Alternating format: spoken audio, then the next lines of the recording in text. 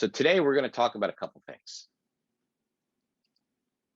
So we've got this whole little discussion of mise en scène we're going to talk about. And then we're also going to talk about another little quick assignment we're going to do. So has anybody heard this term before? Mise en scène? Yeah. Yeah. What is it? I always have a hard time using it. I had to ask how to use it in a sentence. But I think that's the only way I can describe it, because I have a hard time defining it. So you could say, it's used in conjunction with directors a lot. So it's like, Hitchcock's mise en scène gives the audience a feeling of impending doom and suspense. You know, it's okay. But right. I'm not good at putting the definition into words. Okay, so mise en scène basically is a philosophy. That's if you break it down what it is. And we're going to talk about the components of it right now. But the whole idea is it refers to basically everything placed on the stage or in front of the camera. So this means people, the words in the script. In a lot of time, people use it as a catch-all for everything that contributes to the visual presentation or overall look of the production. If you actually translate it in French, it means placing on a stage. So this whole philosophy of mise en scène is that I'm not going to take anything for granted in my frame, in my shot. Everything has purpose. Everything has meaning. Everything deserves attention to detail. So as a filmmaker, you know, and specifically as a beginning filmmaker or as an independent filmmaker, you might not have the luxury of having that much time and resource and energy. So maybe you want to focus on a couple aspects of it. But this whole idea is that everything has meaning. Everything's going to contribute to the experience of the audience.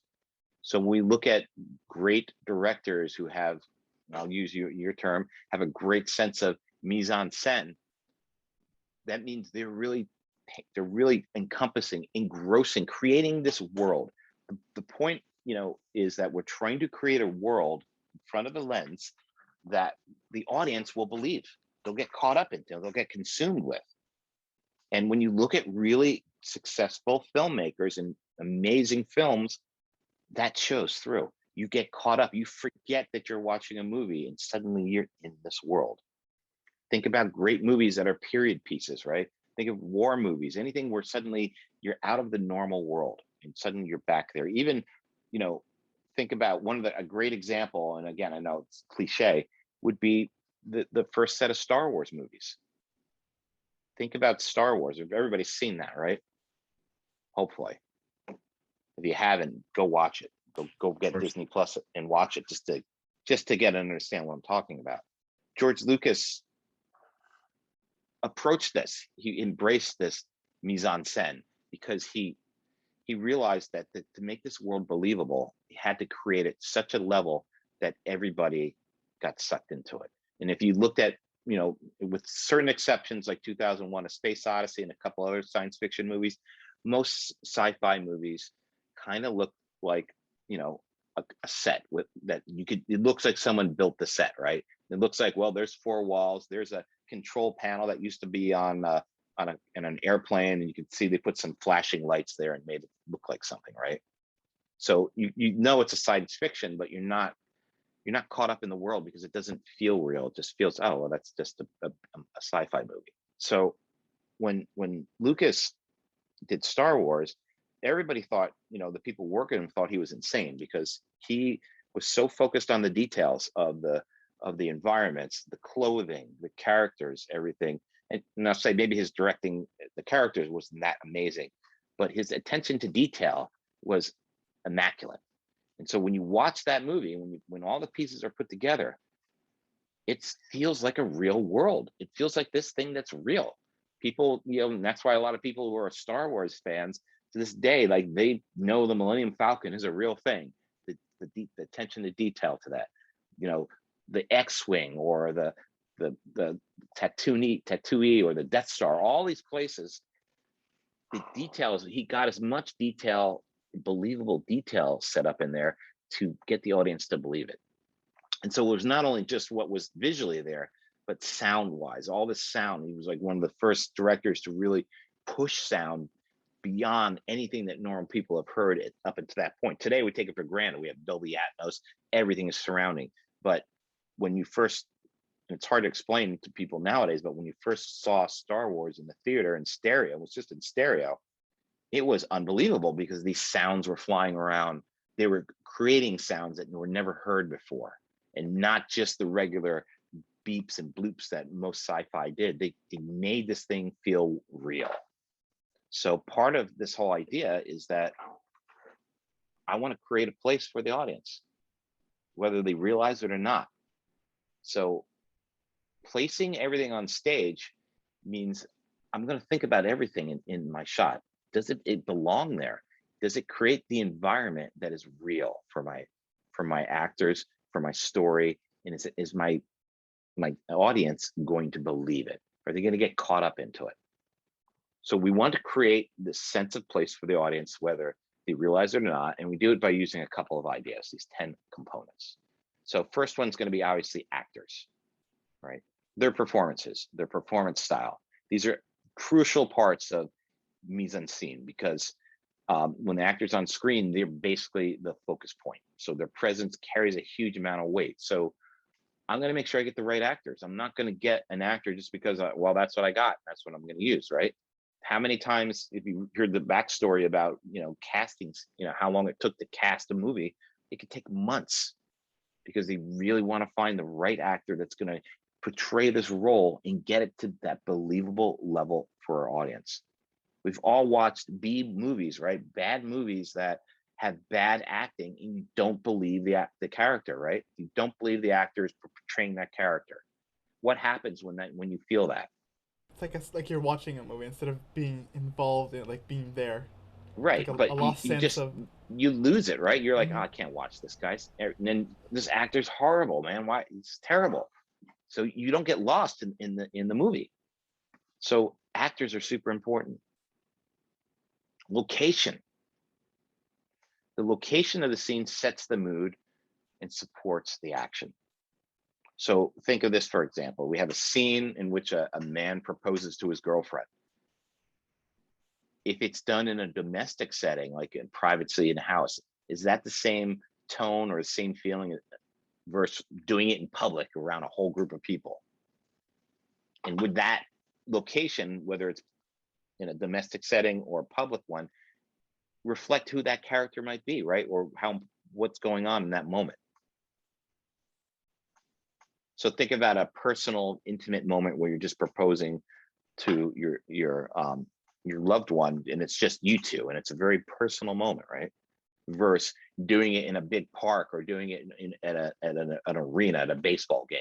They put people on the jumbotron when they propose sometimes. Two totally different ways of doing the same thing, right? And the main difference is the location dictates it. So when we think about location, we want to think about, is this the location that is the right one to get the right message across, supporting the scene and the mood, or maybe contradicting it? Maybe I want to have a little bit of contradiction happening in here. Location's important to think about. Set design. So basically, this is going to refer to everything the audience sees within a particular scene. These details obviously are going to help build the world of the location, add more context to the story. For example, if it's a dorm room, are there books and notebooks on the desk to indicate studying? Or is there just pizza boxes and red cups to indicate party, right? The set design is going to dictate what lifestyle is going in on this scene, right? So we need to think about that too, that much detail. Just having a dorm room and going, okay, well, I don't know, let's just, whatever's there, let's just shoot with it. You're not setting it, if you just work that way, you're not setting the context up. You're not contributing to this mise en scene. You're not doing it.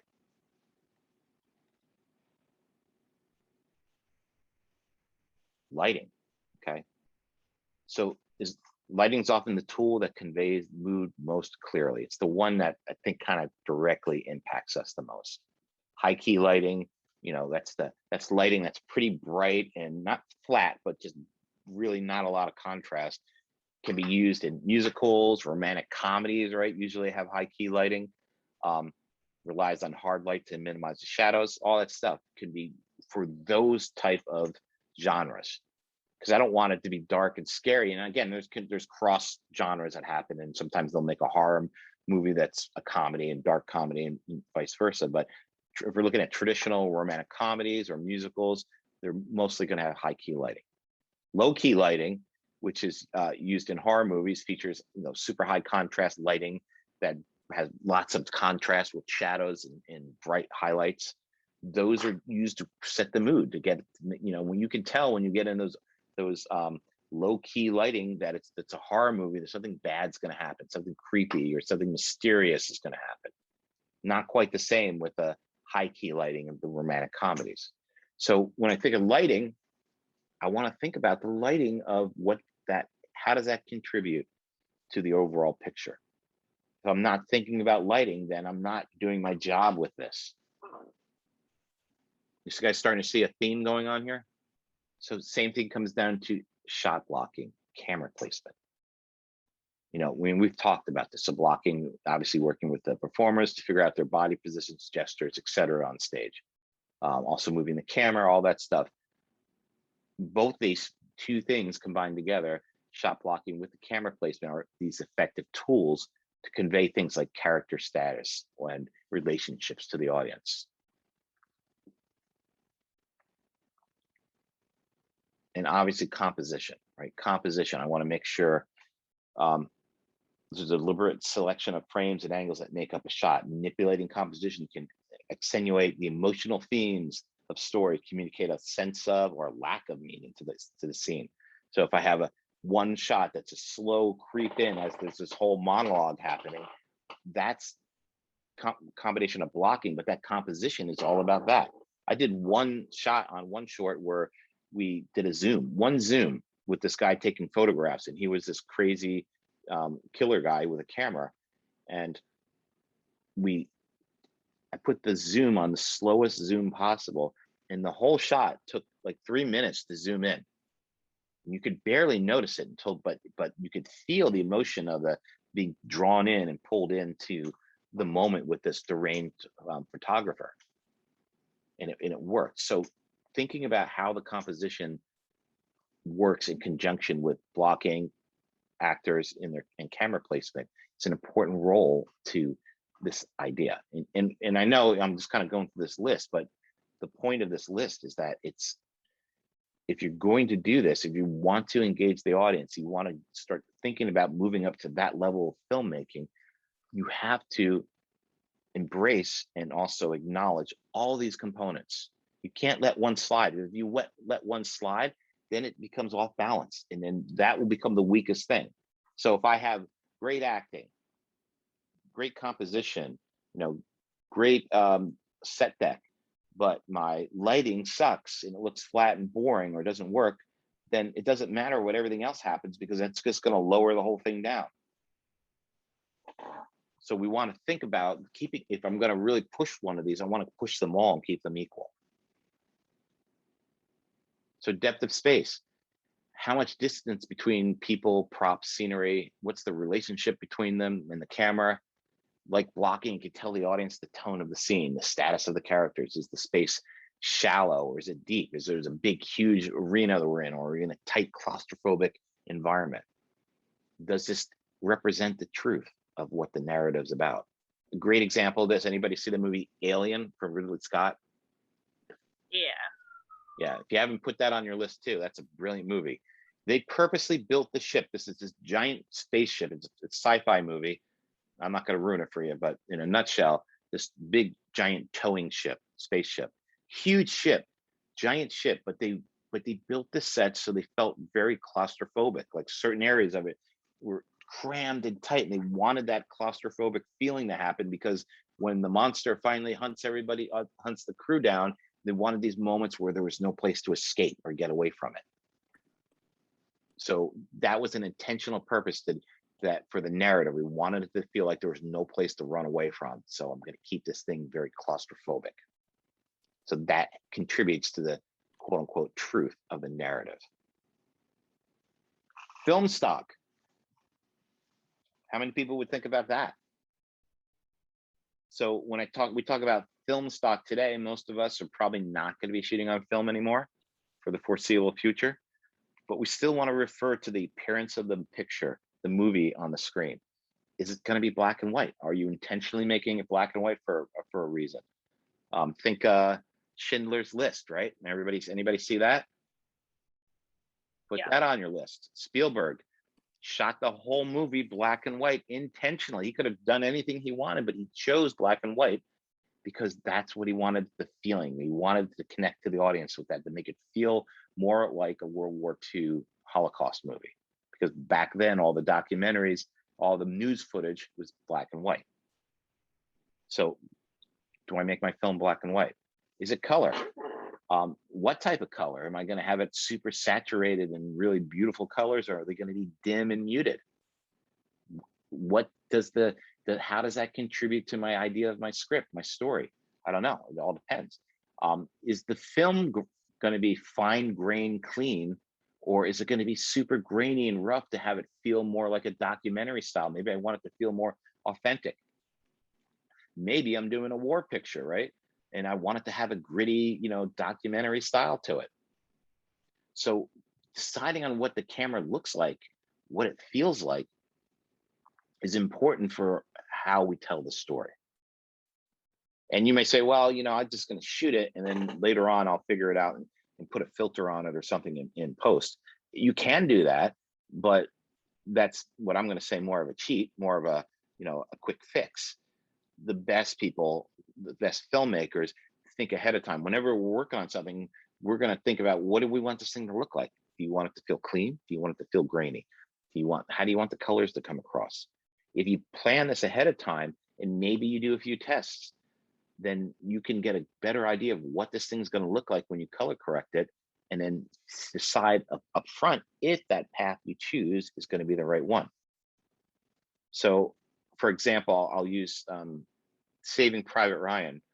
So they shot that. They did this bleach bypass process to the film when they shot it, to get it this more blooming, more different vibe to it, because they didn't want it just to feel like a regular film. They wanted it to feel slightly documentary, but slightly surreal.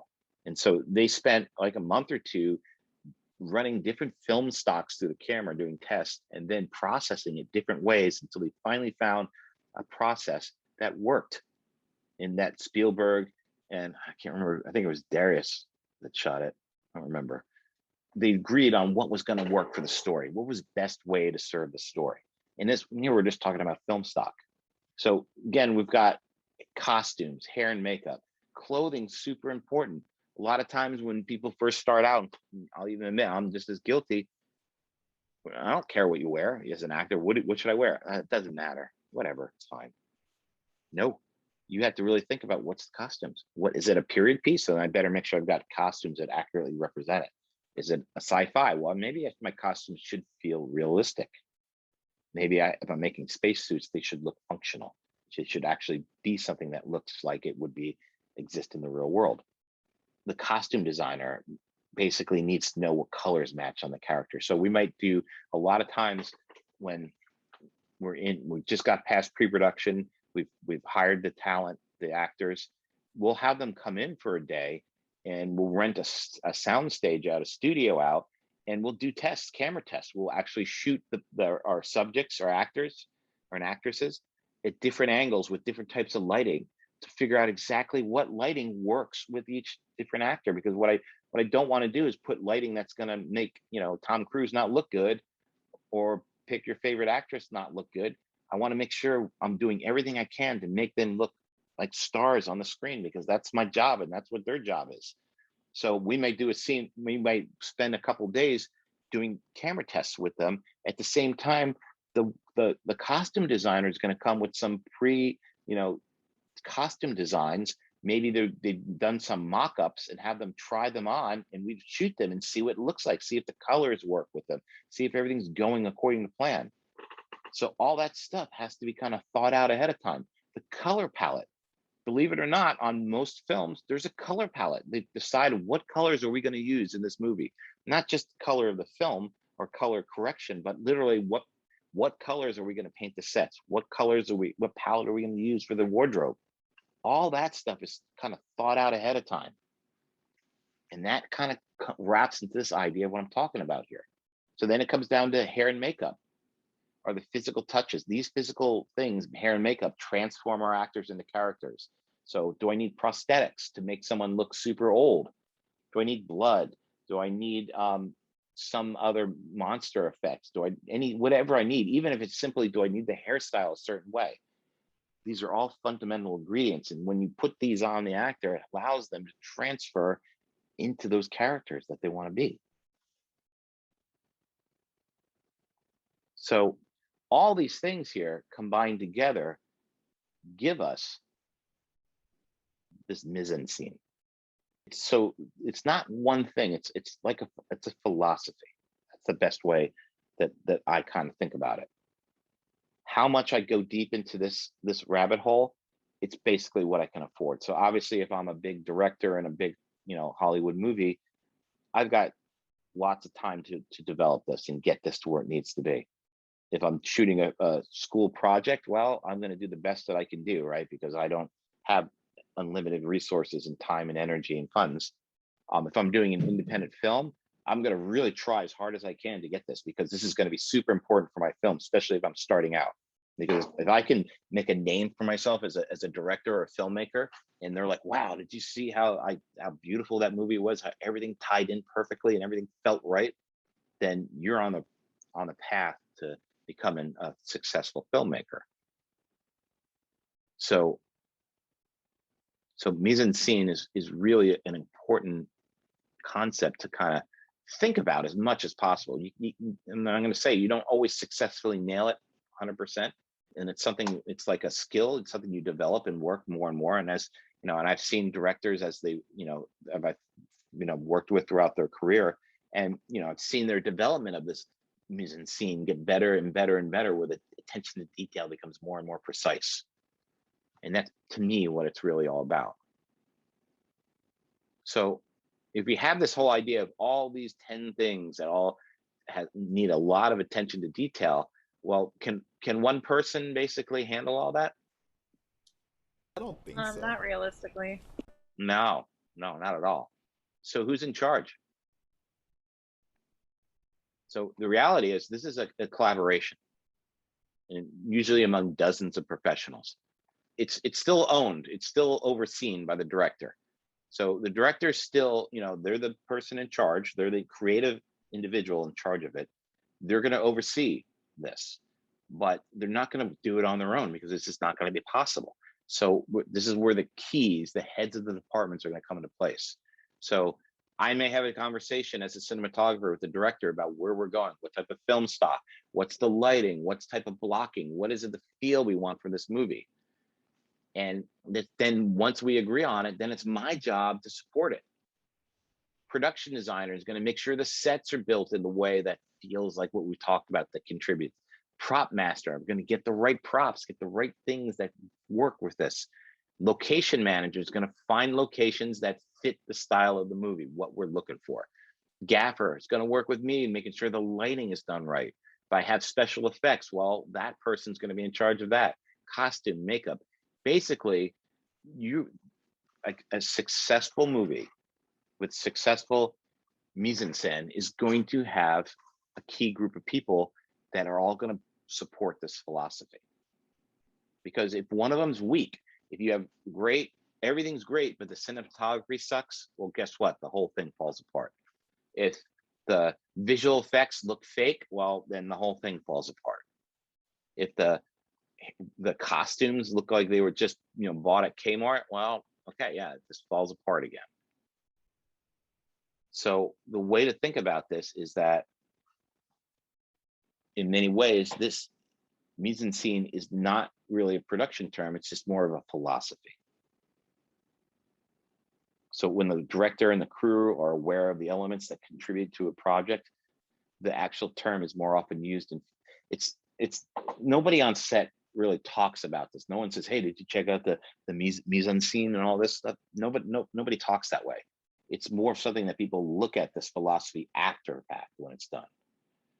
If we all do our jobs properly and we're all contributing 100% into the film and following the director's vision, and the director's vision is the true vision, then this mise en scene just kind of happens on its own.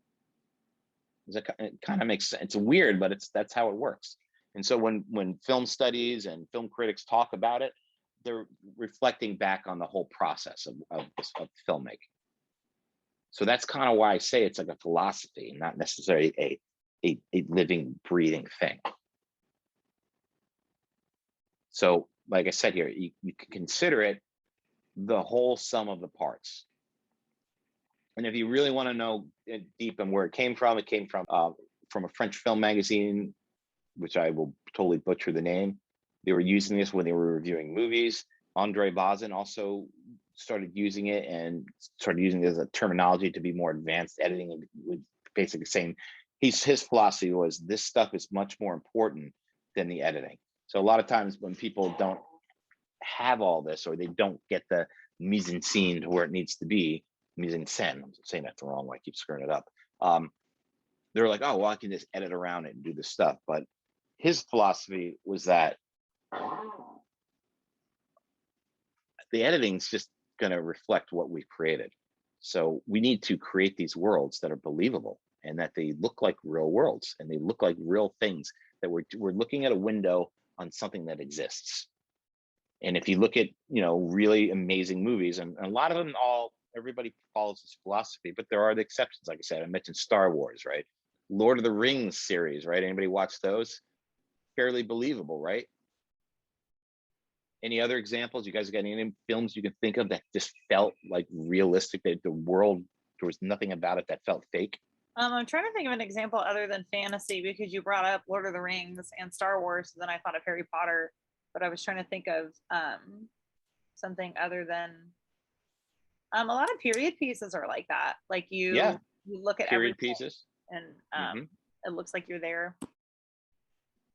Yeah, but it could also be contemporary pieces too. We're saying, oh, this is all about costume pieces. Titanic's like a great example, but it could be also something that's happening conventionally right now. Pulp Fiction is a good one, right? That when that movie was made in the early 90s, it took place in the 90s, but it had a super quirky world, right? That was just most people didn't pay attention to or didn't see, and Quentin really was able to successfully portray that. You could think of other movies that show a different side of life, but it's believable.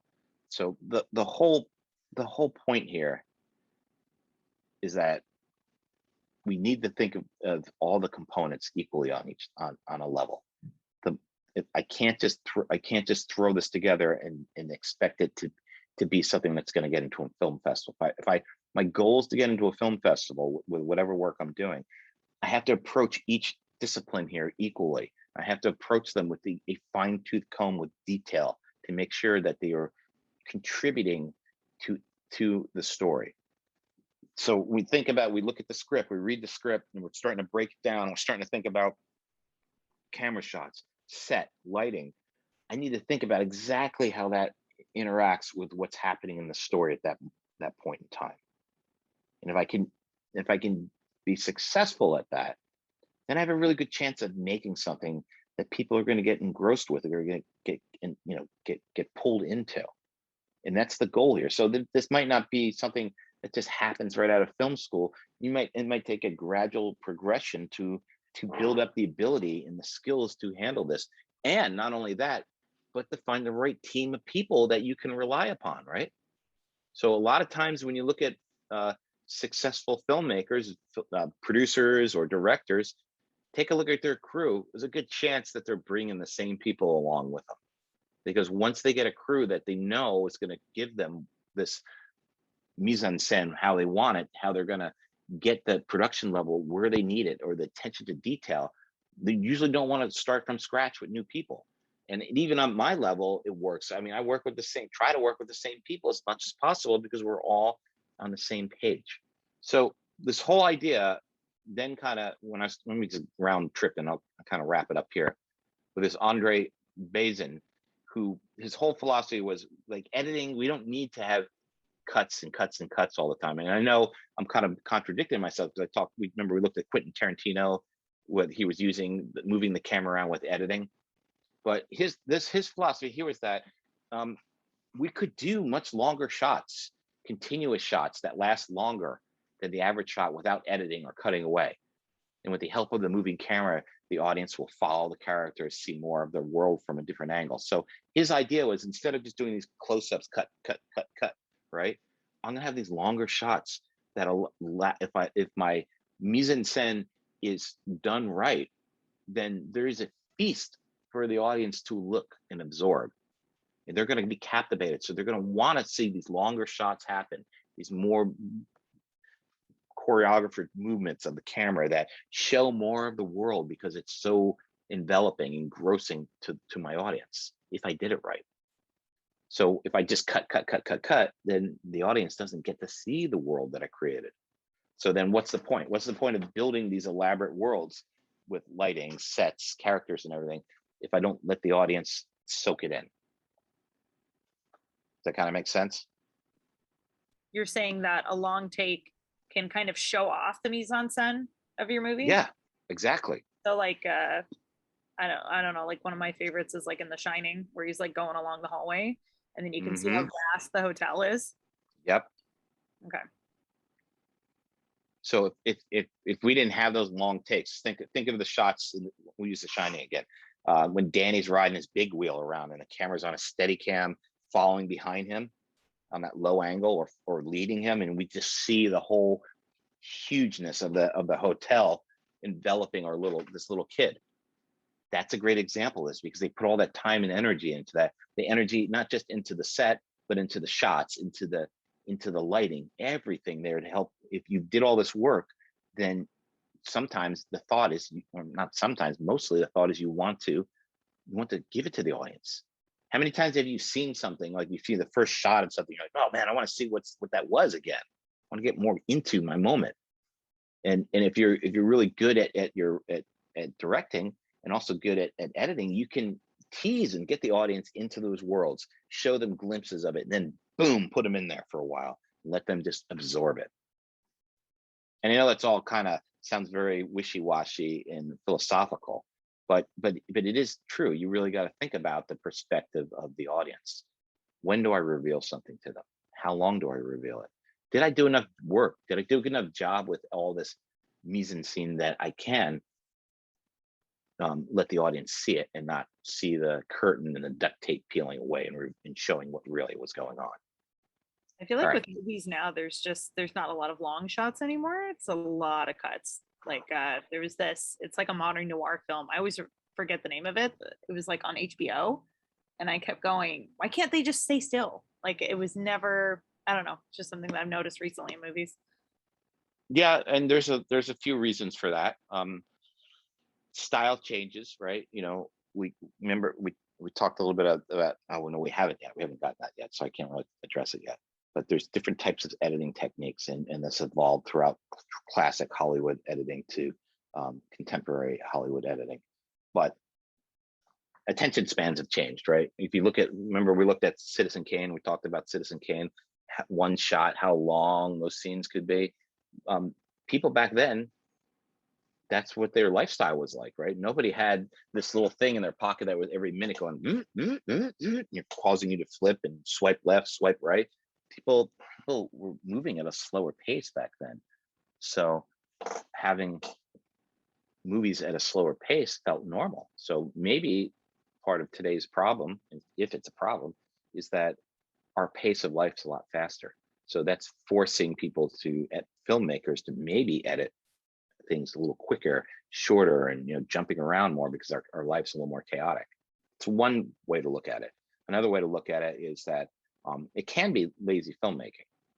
And when I say that, I don't mean that they're just being like super lazy. I mean that, if you have a long take, think of that scene we looked at with Citizen Kane. That was one take, right? How long was that take? A few minutes.